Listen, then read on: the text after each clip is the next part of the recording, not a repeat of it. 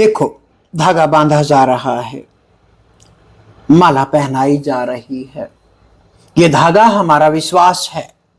जैसे बहन भाई के कलाई पे धागा बांधती है, उसी प्रकार मैं अपने मित्र के, अपने शिष्य के कलाई पे धागा बांधता हूं, ताकि वो हमारी मित्रता का प्रतीक हो।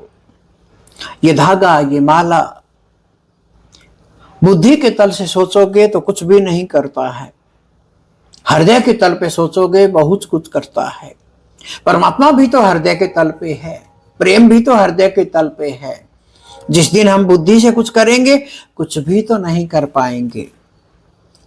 हम इसी हलचल में रहते हैं, हम इसी हलचल में जिंदगी बिता देते हैं।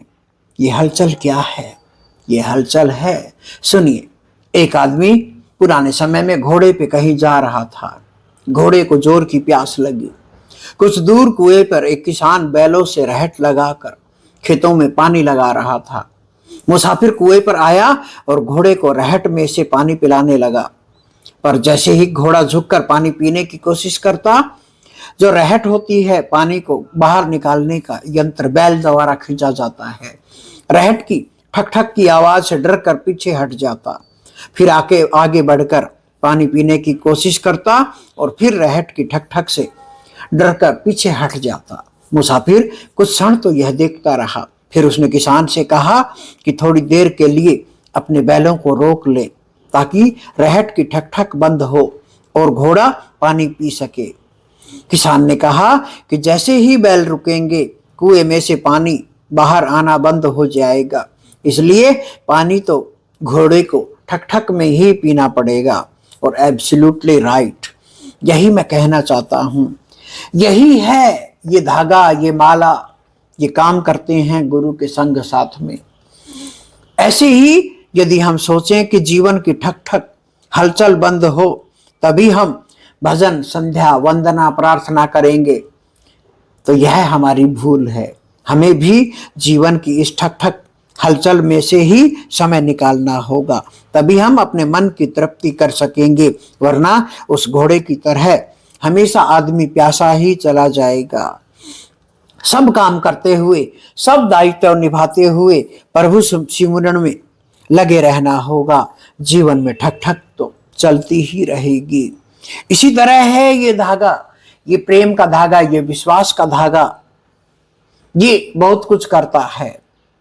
यदि आप दिव्य चेतनाओं के संपर्क में हैं तो आप समझ जाएंगे ये धागा, ये माला किस काम आते हैं। यदि आप अभी बुद्धि के तल पे हैं तो आप इसमें हजारों कमियां निकाल लेंगे। मन कमियां ही तो निकालता है। मन ने कब कहा कि आहा इतना फायदा हुआ, अब आनंद मनाएंगे? कभी नहीं कहता है मन। मन हमेशा कहीं ना कहीं पड़ा रहता है।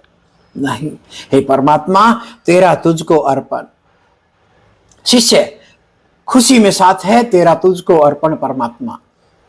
शिष्य गुस्सा हो गया गुरु पे, किसी बात पे, मित्र पे गुस्सा हो गया, परमात्मा सब तेरा अर्पण, सब उसका है।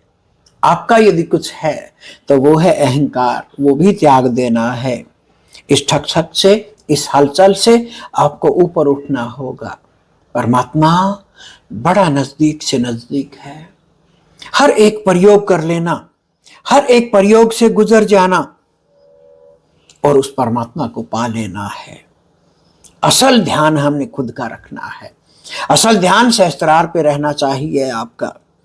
गुरु साधन से साध्य पे ले जाता है।